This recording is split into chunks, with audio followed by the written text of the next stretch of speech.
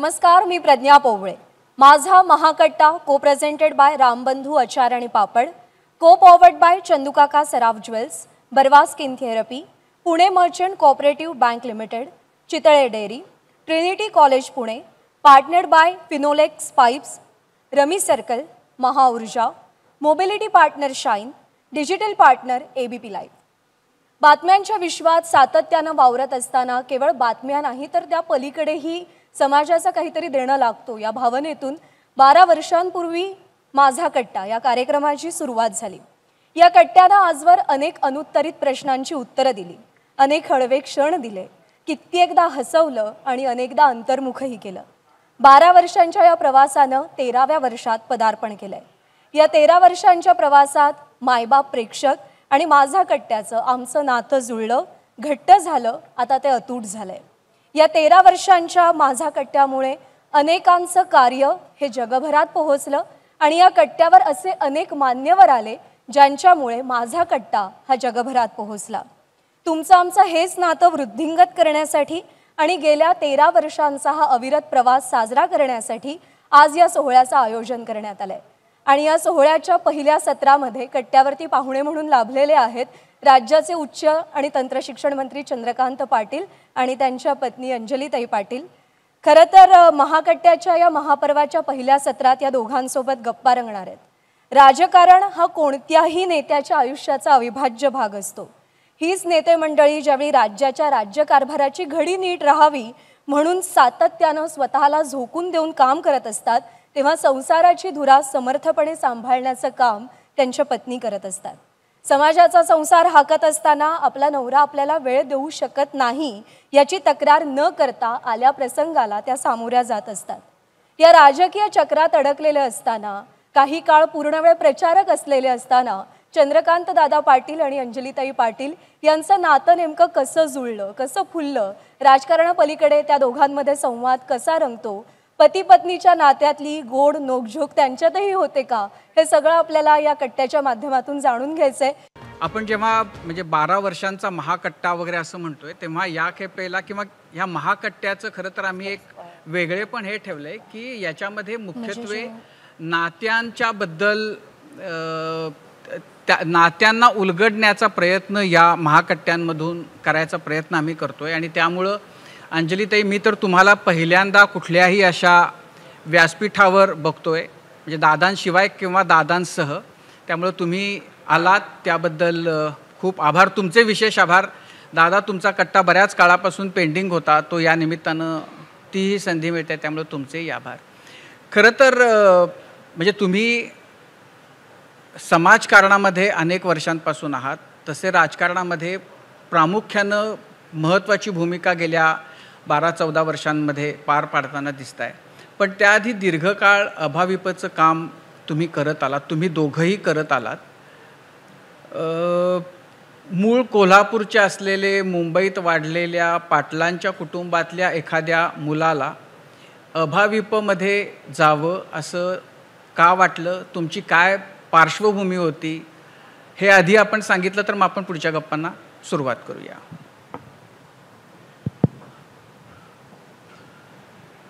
मूळ कोल्हापूर जिल्ह्यामध्ये गारगोटी तालुक्यामध्ये अतिशय छोटं खानापूर नावाचं गाव असूनही वडील वयाच्या 10व्या वर्षी 2.5 एकर कोरडवाहू जमिनीमध्ये आपला संसार चालू शकणार नाही म्हणून 10व्या वर्षी पळून मुंबईला आल्या। आणि मुंबईमध्ये त्यावेळेला दिस असून नंतर मफतलाल नंबर 2 ह्या मिलमध्ये ते कामगार झाल्यामुळे माझा जन्म मुंबईत झाला। आणि गिरणगावामध्ये ह्याच भागामध्ये रेरोडला आमची अतिशय छोटी खोली होती, तिथे जन्म झाल्यामुळे शाळा, कॉलेज, विद्यार्थी परिषदेत संपर्कात येणं हे सगळं मुंबईत झालं। दादरची त्यावेळची किंग जॉर्ज, आताची राजा शिवाजी ही माझी शाळा, त्याचाही थोडा इतिहास आहे, तो बोलण्यात तसा प्रश्न आला तर मी सांगेन, किंवा कामगार वस्तीत राहून मी किंग जॉर्जमध्ये कसं आलो।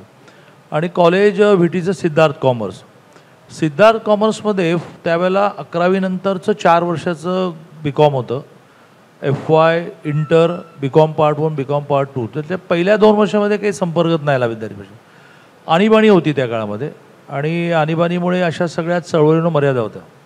आणीबाणीनंतर मात्र निवडणुका झाल्या, जनता पार्टीचं राज्य आलं, आणि विद्यार्थी परिषदेचा एक प्रचंड मोठा संपर्काचा टप्पा सुरू झाला. त्यात मी संपर्कात आलो. आजही खूप मोठ्या प्रमाणावर लेख लिहिणारे 2दा विधान परिषद होते प्राध्यापक डॉक्टर अशोकराव मोडक. ही जी विद्यार्थी परिषदेमध्ये संघात पद्धती आहे की तुम्ही कितीही मोठे असा, सगळ्यांना समान काम, तसं तेही संपर्काला बाहेर पडले. आणि असा एखादा बुद्धिमान माणूस गिरणगावात आपल्या घरी येतो, यातूनच मी प्रभावित झालो. आणि मग मुंबईत विद्यार्थी परिषदेची सुरुवात झाली. परिषदेतून ज्यावेळेला मी बॅक टू पॅव्हलियन म्हणजे असं की 13 वर्ष मी घर सोडलं होतं. ही संघटनेत प्रथा आहे की काही वर्ष संघटनेसाठी घर सोडायचं, त्याला पूर्णवेळ म्हणतात. 2 वर्ष सोडणं ही परंपरा आहे, पण मी 13 वर्ष राहिलो. तर वयाच्या 33व्या वर्षी आता मुंबईत आपण काय कमवणार, म्हणून मग मी कोल्हापूर जिल्ह्यामध्ये गारगोटी तालुक्यामध्ये पहिला गावी गेलो, 2 वर्ष शेती केली, मग कोल्हापूरला आलो. आणि त्यामुळे त्या अर्थाने कोल्हापूरचा मी, पण तो अलीकडच्या काळात. पण मी तुमच्याबद्दल वाचताना असंही वाचलं की तुमचे वडील ही चहा द्यायचे. तर म्हणजे ज्यांच्या कुटुंबामध्ये वडिलांचा चहाचा व्यवसाय आहे अशांना नंतर गेल्या काही काळामध्ये उत्कर्ष त्यांचा राजकीय झाल्याचं पाहायला मिळतं. काय चहाचं आणि तुमचं? नाही, वडील म्हणजे त्यांच्या निरक्षरपणाचं सुद्धा एक वेगळेपण होतं. त्यांना पूर्ण पेपर वाचता यायचा, एक शब्द लिहिता यायचं नाही. लिहिणं फक्त सही, बच्चू अप्पा पाटील. आणि त्यामुळे अशा निरक्षर कालावधी, निरक्षर स्टेजला मिलमधलंही काम नाही त्यांना मिळालं. तर मिलच्या कामगारांसाठीच्या कॅन्टीनमध्ये किटली बॉय नावाची त्यांची पोझिशन होती. ज्या वेळेला कळायला लागलं आणि मी गमतीने त्यांचा जो हजेरी पास बघायचो त्याला लिहिलेलं किटली बॉय. वडिलांना विचारतो किटली बॉय काय? ते म्हणाले की किटली घेऊन जो चहा लोकांना देतो त्याचं नाव किटली बॉय. त्यामुळे त्यांची चहाची काही बॅकग्राऊंड नाही. त्यांचं किटली बॉयचं किटली मॅन कधी नाही झालं, त्यांना ते असं बॉय असंच राहिलं. म्हणजे शेवटपर्यंत ते त्या स्टेजलाच रिटायर झाले. पहिल्या महिन्यात 10व्या वर्षी पळून आल्यानंतर त्यांना दरमहा 10 रुपये पगार होता. तो रिटायरमेंटच्या वेळेलाही वाढत 1400च झाला. मला कधी कधी गंमत वाटते की काय पूर्वसंचित असतं की आमच्या कंपनीमध्ये फर्स्ट मॅन जो आहे त्याला आम्ही 1.25 लाख रुपये पगार देतो दरमहा, आणि माझ्या वडिलांना रिटायरमेंटच्या वेळेला 1400 पगार होता. त्यामुळे त्यांची चहाची काही पार्श्वभूमी नव्हती. पण ते मुंबईमध्ये आता मिलमध्ये ते म्हणाले की तुम्ही चहा देण्याचं काम करणार का? करतो बाबा. नाही, कारण असं की मोदीजींच्या वडिलांचं चहाचं दुकान होतं आणि ते चहा घेऊन तेही किटली बॉय म्हणून फिरायचे. ते तुमच्या वडिलांनी ते केलं. हे मोदीजींना माहिती आहे का की किटली बॉय सगळं तुमचं असं नातं आहे? ते कधीतरी बोलण्यात आलं असेल की माझ्याकडे 13 वर्ष गुजरात होतं, 82 ते 95, महाराष्ट्र, विदर्भ, गुजरात, गोवा. आणि त्यामुळे त्या काळामध्ये खूपच भेटायचं.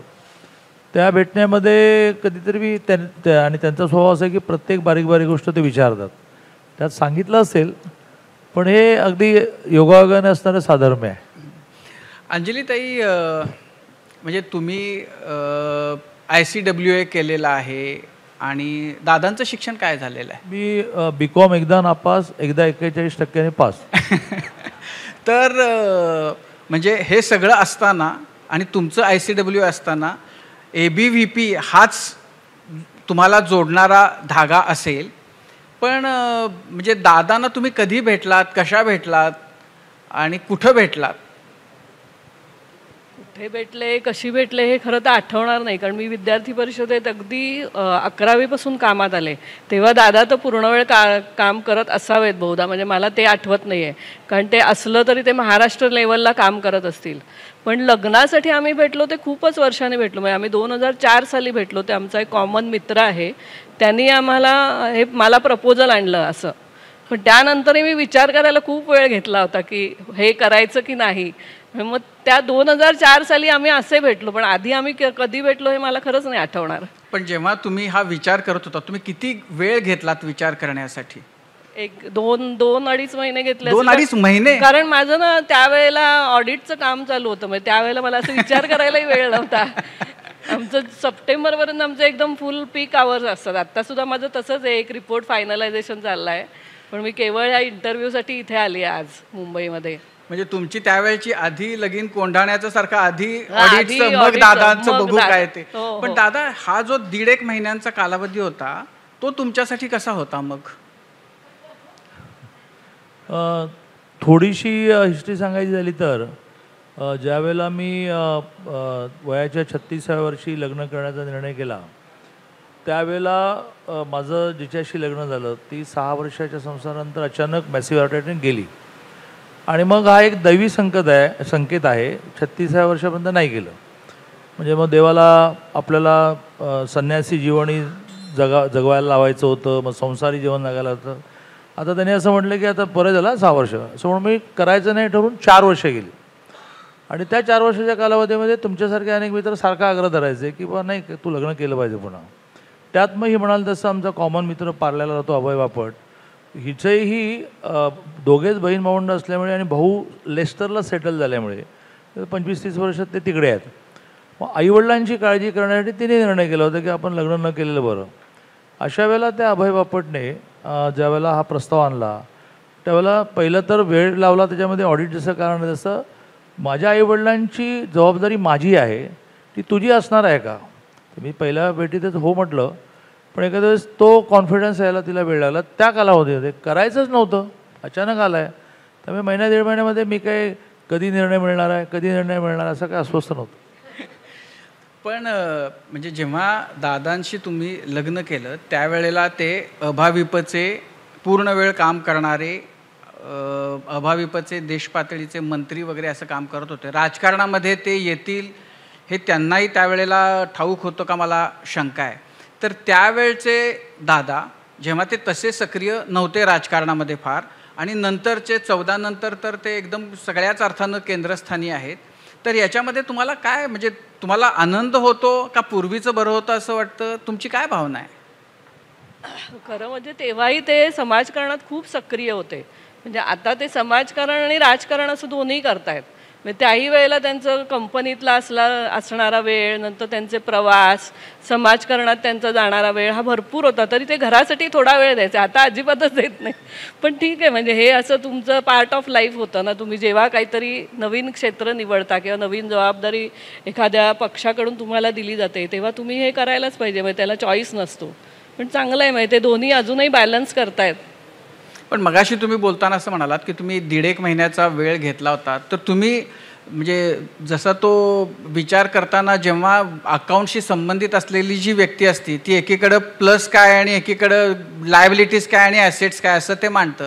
तर तुम्ही काय कशी मांडणी केली होती दादांच्याबद्दल. नाही त्यांनी जसं सांगितलं की आईबाबांची जबाबदारी ही माझ्या दृष्टीने मेन होती की आईबाबांना परदेशात जायचं नव्हतं आणि त्यांना भारतातच राहायचं होतं. तर अशा वेळेला त्यांची सर्वार्थाने काळजी घेईल असा जर जोडीदार मिळाला तर माझी हरकत नव्हती.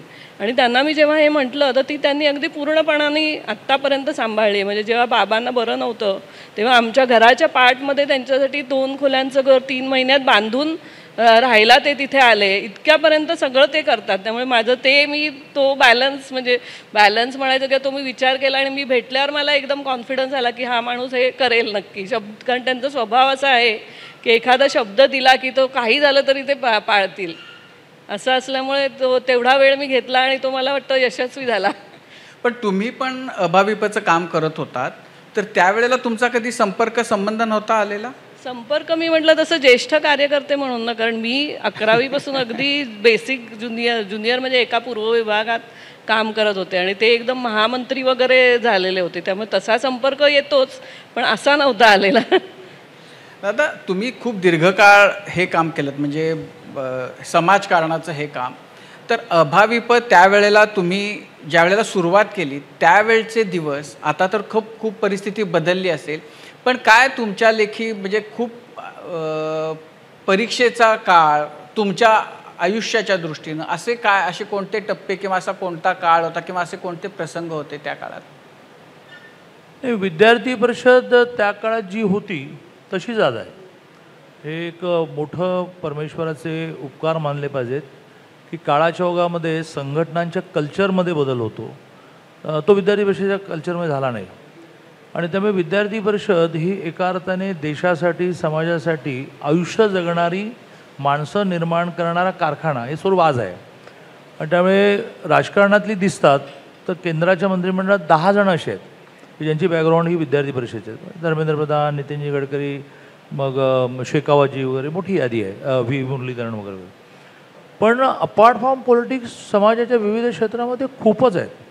मग संघाचे अखिल भारतीय कार्यकर्ते होते, आता थोडे तब्येतीमुळे जबाबदारी नाही, प्राध्यापक BMCCचे प्राचार्य होते अनिरुद्ध भालचंद्र देशपांडेंसारखी, ते एच दत्तात्रय जे आता संघाच्या ज्या 2 बिग पोस्ट सरसंघचालक आणि सरकार्यवाह, तर सरसंघचालक आदरणीय मोहनजी आहेत, सरकार्यवाह एच दत्तात्रय आहेत. एच दत्तात्रय म्हणजे H Dattatray all India general secretary, ज्याला आम्ही महामंत्री म्हणतो. एच दत्तात्रयानंतर मी जनरल सेक्रेटरी, मग विनोदजी जनरल सेक्रेटरी, आणि मग त्यांच्यानंतर मग आता गेल्या मंत्रिमंडळात ज्याच्याकडे विदेश विभाग होता असे व्ही मुरलीधरनजी, त्याची मोठी मग पुढे परंपरा आहे.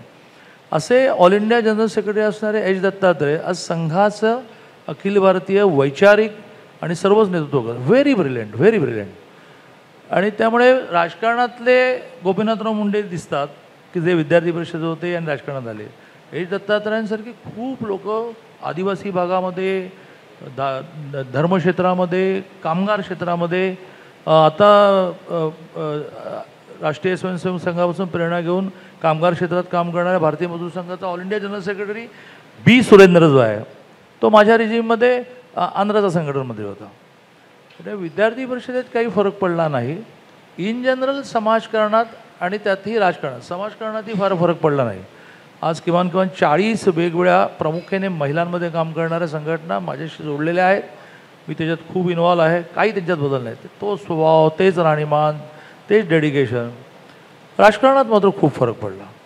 आणि माझ्यासारखा जो बेसिक राजकारण ही समाजकारणाचा भाग आहे, किंबहुना समाजकारण राजकारणात राहून चांगलं करता येतं कारण पॉवर येते हाताशी, असं मांडणारा, त्या राजकारणामधले जे चढ उतार आहेत ते पाहून असं या मनस्थितीमध्ये येतो की ह्यात काहीतरी करेक्शन व्हायला पाहिजे. आणि माझं असं मत आहे की मी कुठल्या म्हणजे भारतीय जनता पार्टी देवेंद्रजी यांचा प्रचार करीत बसतो नाही, पण 19 नंतर हे सगळं बदललं, किंवा 19 नंतर हे झपाट्याने बदललं की ज्याच्यामध्ये काही करून मला सत्ता पाहिजे.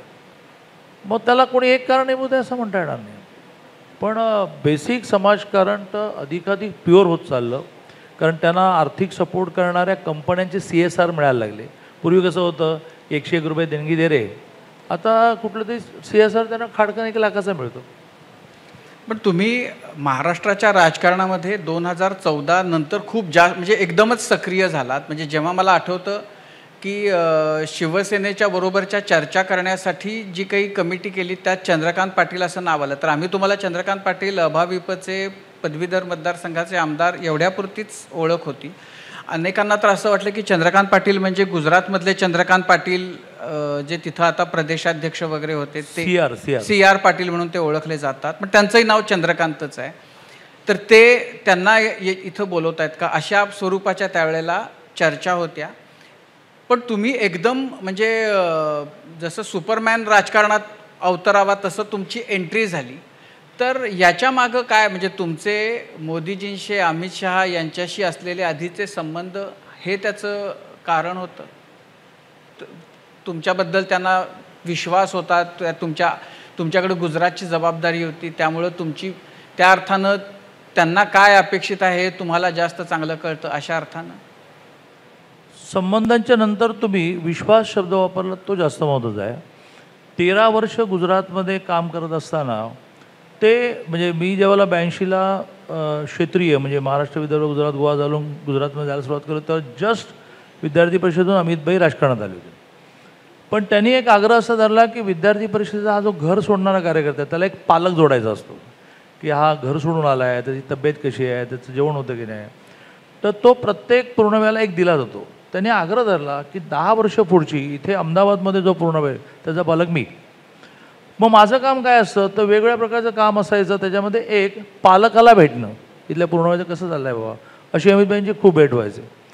आणि त्यातून माझ्याबरोबर विद्यार्थी परिषदेत गुजरात काम न करताही भेटीगाठींमधून त्यांचा माझ्यावरचा विश्वास वाढला. त्यातही मला पदवीधरची पहिली सीट मिळाली त्यावेळेला अमितभाईसुद्धा गुजरातच्या राजकारणात होते, ते देशाच्या राजकारणात आले नव्हते. नाही, पण हे पालकत्व म्हणजे तुमचं पालक कुटुंब अमित शहांकडं होतं? नाही, समजा कोल्हापूरचा प्रशांत अराणके नावाचा इच्छा व्यक्त केली की मी 2 वर्ष घरात सोडणार, मग तोही पुढे 5 वर्ष होता. किंवा तुम्हाला माहिती असणारा सुनील लोढा, तोही मग. तर प्रशांत अराणके आला अहमदाबादमध्ये, मग तो आल्यानंतर त्याची सगळी काळजी ती पूर्णपणे नागरी वेशातली सिव्हिल ड्रेसमधली संन्यासी परंपरा आहे. फक्त भगवान आहे हॉटेलमध्ये जेवायचं नाही, लॉजमध्ये राहायचं नाही, संघटना सांगेल त्या जिल्ह्यामध्ये काम करायचं. तर तो जो संन्यासी आहे नागरी वेशातला त्याची जबाबदारी मग त्या ठिकाणच्या एका सिनियर माणसाला दिली जाते. याचं सगळं जेवण होतं की नाही, तब्येत कशी आहे, त्याच्या घरी कसं चाललं आहे, मग मध्येच त्याला घरी जावं असं वाटतं का, असा प्रत्येकाला एक दिला जातो. तर ते स्वतःहून अमितभाईंनी, मी आता राजकारणात गेलो, आमदार झालो, मग मंडळ मिनिस्टरी झाले गुजरातच्या मिनिस्टरमध्ये, मुझे एक फुल टाइमर जोडो, मेरा वो विद्यार्थी परिषद से नाता रहना चाहिए.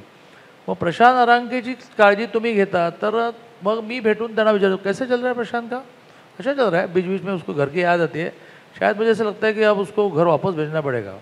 तर माझं काम अशा पालकांना भेटायचं असायचं. त्यातून खूप संवाद झाला.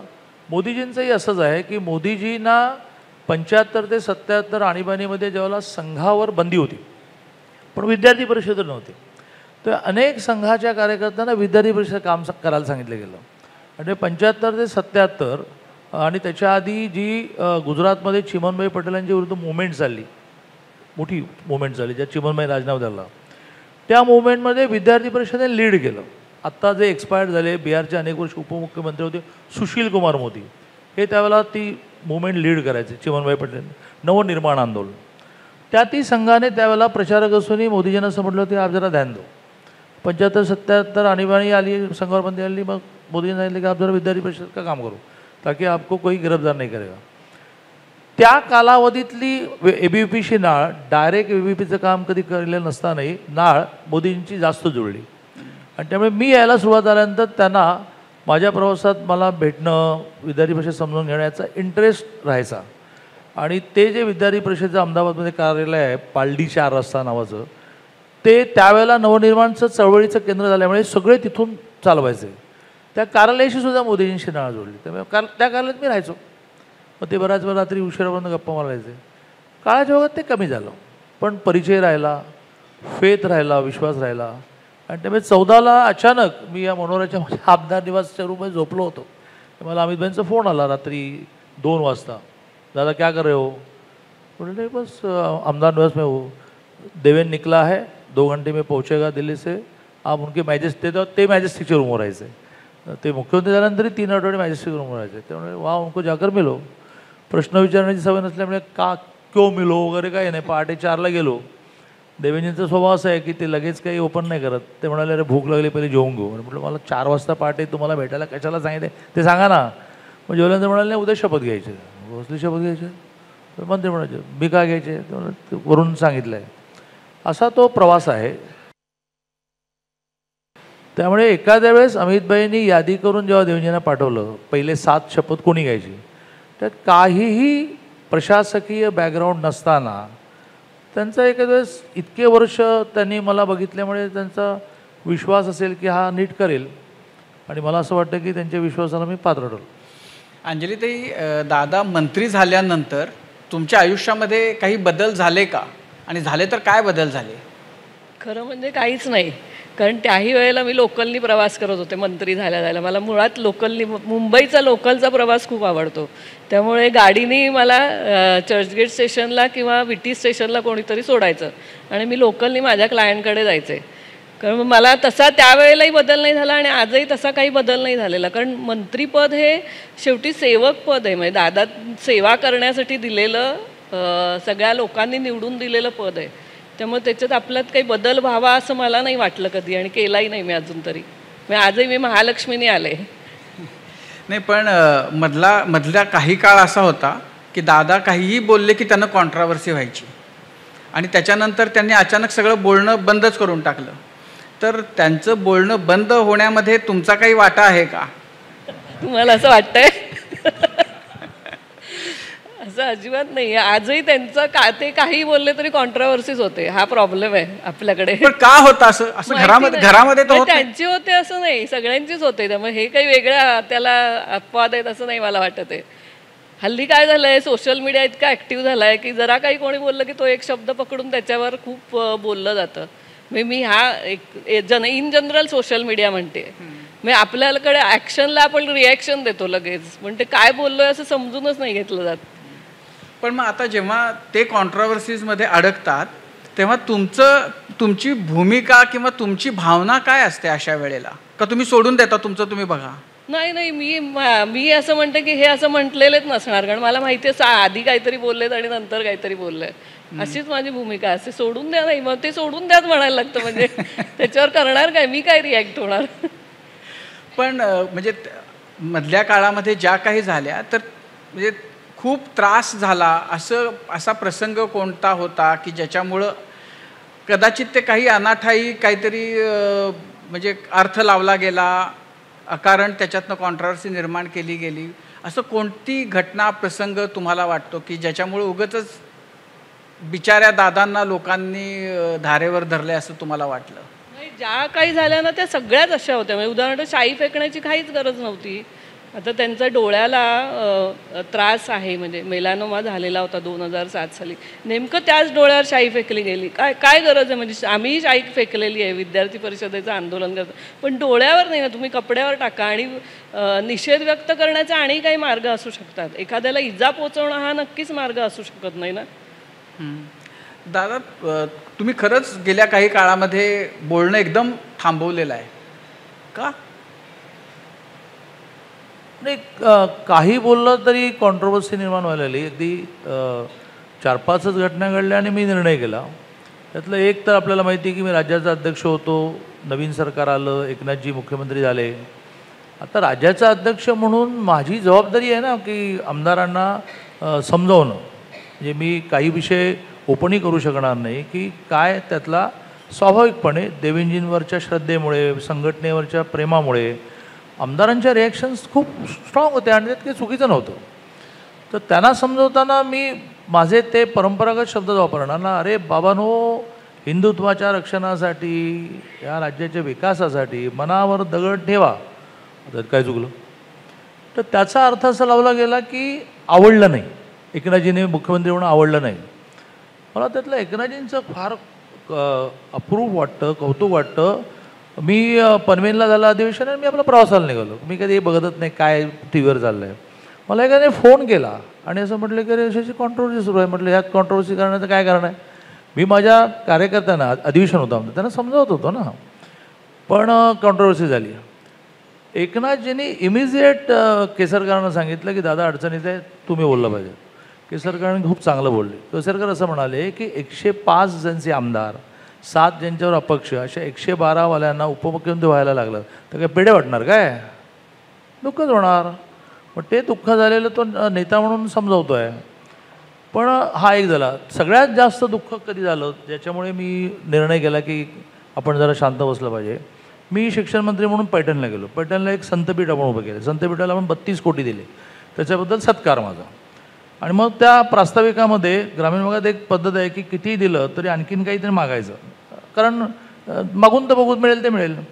तसं त्यांनी अजून एक 42 कोटी मागितले. त्याच्यावर मी भाषण करताना असं म्हटलं की अरे बाबा रे, बाबासाहेब आंबेडकरांनी, महर्षी धोंडो केशव कर्वे यांनी आणि महात्मा ज्योतिराव फुले यांनी भीक मागून संस्था चालवल्या.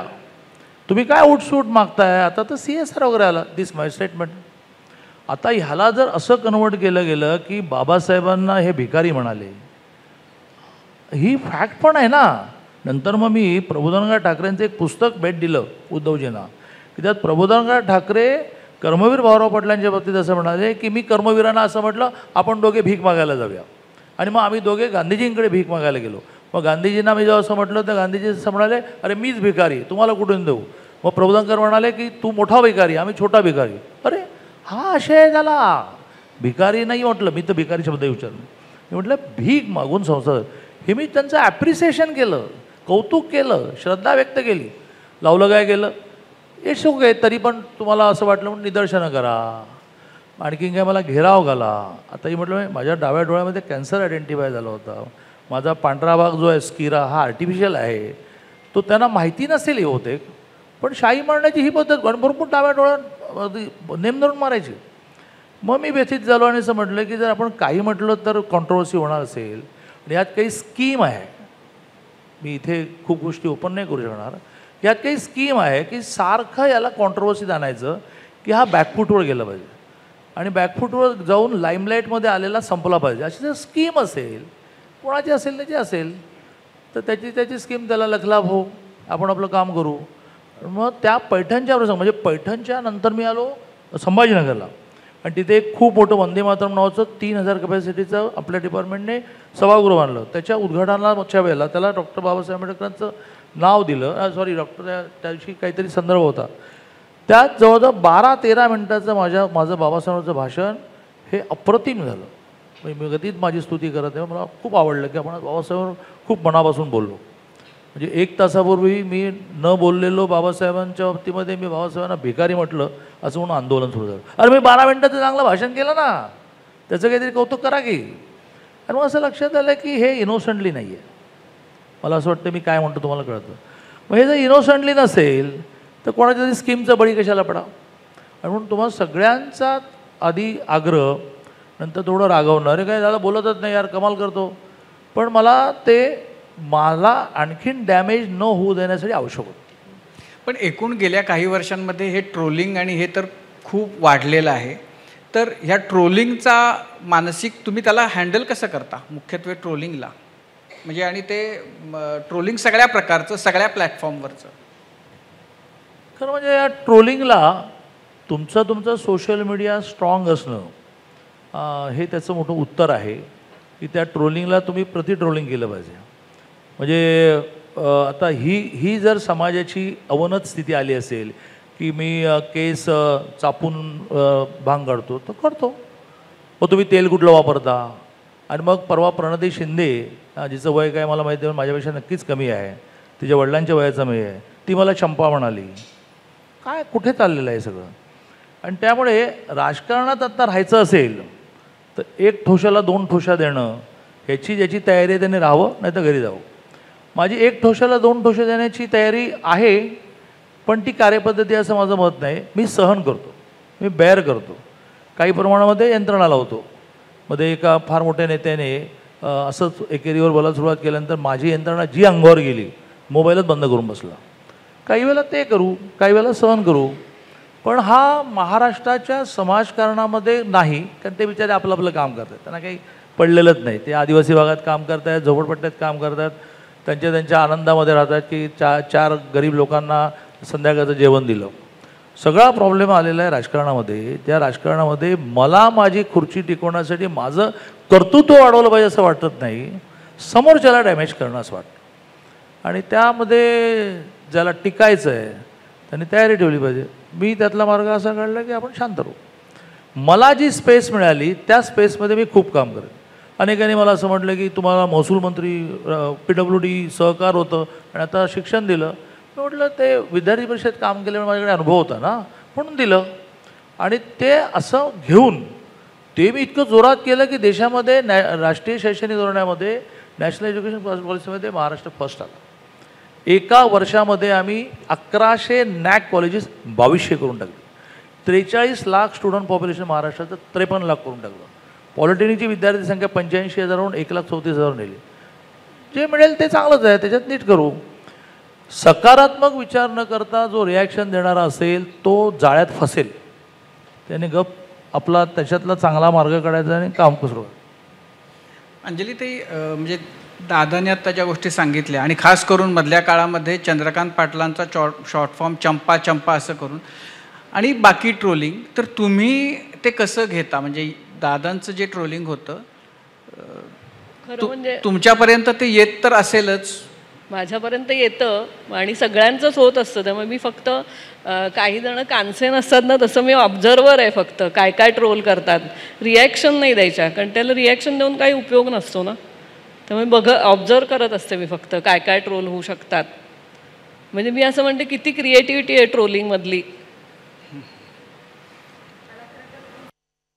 ट्रोलिंग झाल्यावर प्रेशर येणं, वाईट वाटणं या गोष्टी आहेतच, पण कधीतरी की अरे हे एन्जॉय करण्यासारखं आहे बुवा, असं कधी अंजलीताई तुम्हाला वाटलं का, किंवा असं कधी होतं का? इतकं पब्लिक लाईफमध्ये असता तुम्ही लोक. मी सगळंच एन्जॉय करते, कारण मी असं म्हणते ही क्रिएटिव्हिटी दुसऱ्या काहीतरी चांगल्या कामासाठी वापरली तर ते किती चांगलं होईल.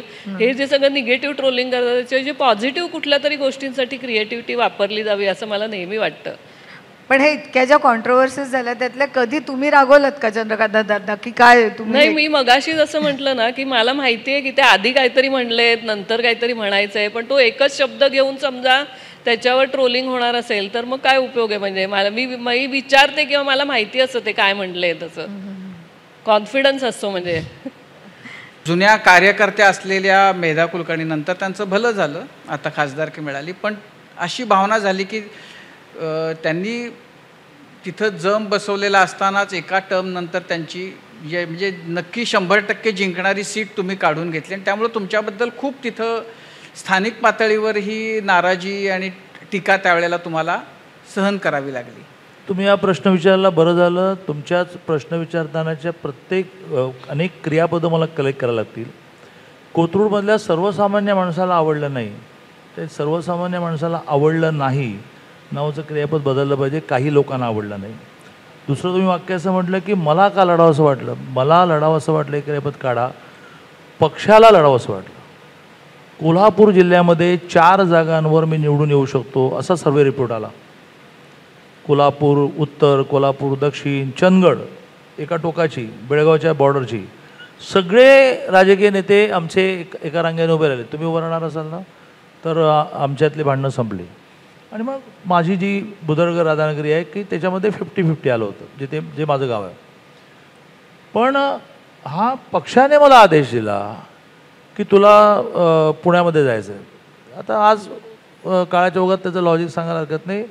कोल्हापूर, सांगली, सातारा ज्याला दक्षिण महाराष्ट्र म्हणतात, त्या ज्या प्रकाराने आम्ही सगळं चित्र, आणि मी नाही, आमची टीम आहे चांगली, खूप चांगली टीम आहे. मग समरजीजाजे घाडगे असतील, सुरेश वाळवंकर असतील, धनंजय माडिक असतील, इकडे आलो की शेखर इनामदार असेल, आमचे सुधीरदादा गाडगे असतील, मग इकडे आलो तर आमचे शिवेंद्र राजे, विक्रम पावसकर, अतुल वाव बसले असतील. यातून आम्ही बदलून लागलं चित्र.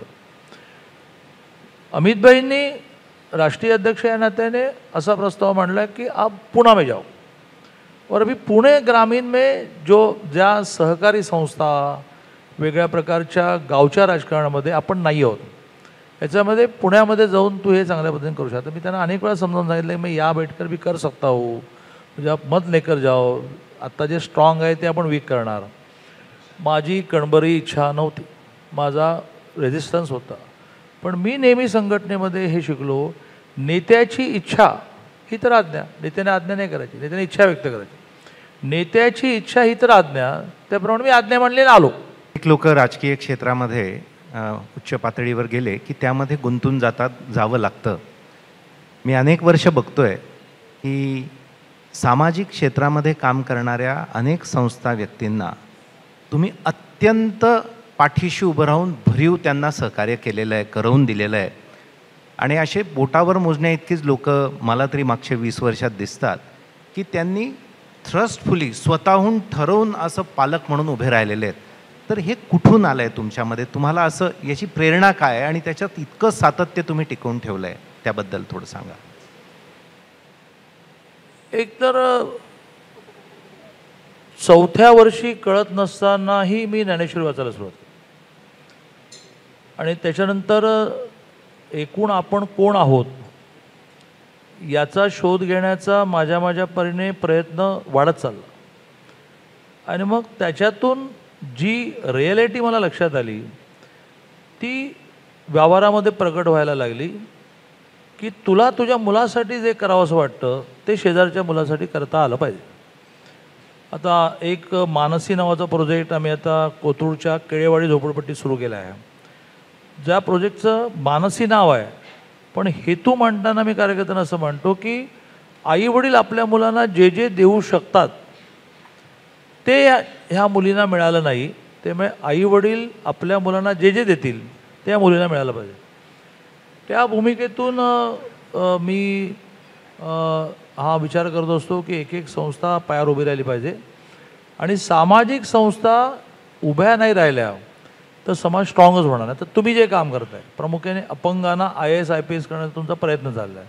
परवाच आपण पुण्यामध्ये 25 यावर्षी IAS झाले अंध आणि अपंग, त्यांचा सत्कार केला. ते तुम्ही करणार नसलात, तुम्हाला ते करण्यामध्ये कोणते पाठबळ देणार नसेल तर ते काम डिफंग होईल. आणि मग ते जे तुम्ही विश्व उभं केलं आहे जळगावला, 300 मुलं तिथे राहतात, ती मुलं रस्त्यावर होतील. आता श्रीकांत भारती आहे आमचा. श्रीकांत भारतीय 18 वर्षाच्या नंतर जी मुलं ही रिमांड होममधून बाहेर पडतात, त्यांना आईवडील नाही, कोणी जन्माला घातलं माहिती नाही, अशांसाठी तो तर्पण नावाने काम करतो. ते काम इतकं वाढलं की आमचं सामाजिक न्याय डिपार्टमेंट 18 वर्षानंतरची काही मुलं त्यांना कनेक्ट करतात. तर यांचं जरा बघायला, त्यांचं कॉलेजचं बघायला लागेल. मग ते तर्पण त्याने वाढवायला कोणीतरी सपोर्ट करावा लागतो, नाही तो देईल एक दिवशी सोडून. तुम्ही एक दिवशी द्याल सोडून, कारण तुम्हाला तर आर्थिक, तुमचं वर्षाचं बजेट किती आहे मला माहिती आहे. त्यामुळे जोपर्यंत मग काही प्रमाणामध्ये मोदीजींचं एक वाक्य मला खूप आतपर्यंत पोचलं. मोदीजीने मला एकदा असा प्रश्न विचारला की दादा, आप जिस गाव में रहते हो वहाँ दुख ही नहीं बचा, वहाँ दुख ही नहीं बचा, ये कितने साल में कर पाओगे. तो मैं असं म्हटलं की मैं इसका उत्तर देने के बजाय इस प्रश्न पर काम करना शुरू करता हूँ. उत्तर मी काय देणार की मी 2 वर्षात माझ्या शहराची स्थिती आहे नाही, 4 वर्षात आणेन. बेटर मी काम करायला सुरुवात करतो. आणि मग मी पहिलं माझं कॉन्सन्ट्रेट केलं गारगोटी तालुक्यातलं खानापूर गाव, की ह्या गावात दुःख नाही राहिलं, अशी स्थिती कधीपर्यंत आणता येईल. आता यादी सांगत नाही, वेळी नाही, पण खूप गोष्टी आम्ही त्याकडे केल्या. मग माझं एक 3 डोंगरामध्ये पलीकडे मंदिर आहे, सगळ्या महिलांचं श्रद्धास्थान आहे, 4.5 किलोमीटर डोंगरात रस्ता तयार केला वगैरे वगैरे वगैरे. मग मी आलो कोल्हापुरामध्ये, इथे बसलं आहे तुझ्या मागे माझा अभय म्हणते, तुला सांगेल की आज कोल्हापुरातल्या सगळ्या झोपडपट्ट्यांमध्ये एक तरी केंद्र आमचं चालूच आहे. मुलांचं तरी चालू आहे, महिलांचं तरी चालू आहे. तर त्या मोदीजींच्या प्रश्नावर मी काम करते की आप जहाँ रहते हो वहाँ दुख ही नहीं बचा, ये आप कितने सालों में कर पाओगे. माझा प्रश्न आपल्याला आहे अंजलीताई. आणि 2019 पासून राज्याचं राजकारण खूप बदललं आहे. आपण अखिल भारतीय विद्यार्थी परिषदेचं काम केलं, त्यामुळे स्वाभाविकरित्या मी असं अझ्युम करते की दादांशी आपलं लग्न झालं नसतं तरी आपण संघ परिवारातील एक सदस्य म्हणून भाजपालाच मतदान केलं असतं. तर हा प्रश्न आपल्याला मतदाता म्हणून आहे की 2019 नंतर आता ज्या पद्धतीनं हे राजकारण बदललेलं आहे त्याला भाजपाचा मतदाता म्हणून, मग अजित पवारांचं येणं असो किंवा ज्या पद्धतीची समीकरणं झाली, त्याला मतदाता म्हणून आपण कसं पाहता. भाजप आणि भाजपचे सहकारी सत्तेवर येणार असतील तर त्याच्यासाठी जे मतदान करायला लागेल ते करीन मी, आणि तेच सगळ्यांनी करावं असं आवाहन करीन. खरं तर गप्पांमधून कळणारा माणूस आणि बातम्यांमधून कळणारा माणूस याच्यामध्ये खूप मोठा फरक असतो, हे आज या कट्ट्याच्या निमित्तानं कळलं. दादा, आम्ही तुमच्याबद्दलच्या बातम्या देतो, तुमच्या वक्तव्यांबद्दलच्या बातम्या देतो, त्याचा विपर्यास झाल्याच्या बातम्या देतो, पण या सगळ्या ट्रोलिंगला सामोरं जात असताना, या सगळ्या परिस्थितीला सामोरं जात असताना तुम्ही खंबीर का आहात याचं उत्तर आज कळलं. कारण का अंजलीताई तेवढ्याच खंबीरपणे तुमच्यासोबत उभ्या आहेत. तुमच्या दोघांचेही आभार, तुम्ही या कट्ट्यामध्ये सहभागी झालात आणि आमच्याशी गप्पा मारल्यात त्याबद्दल.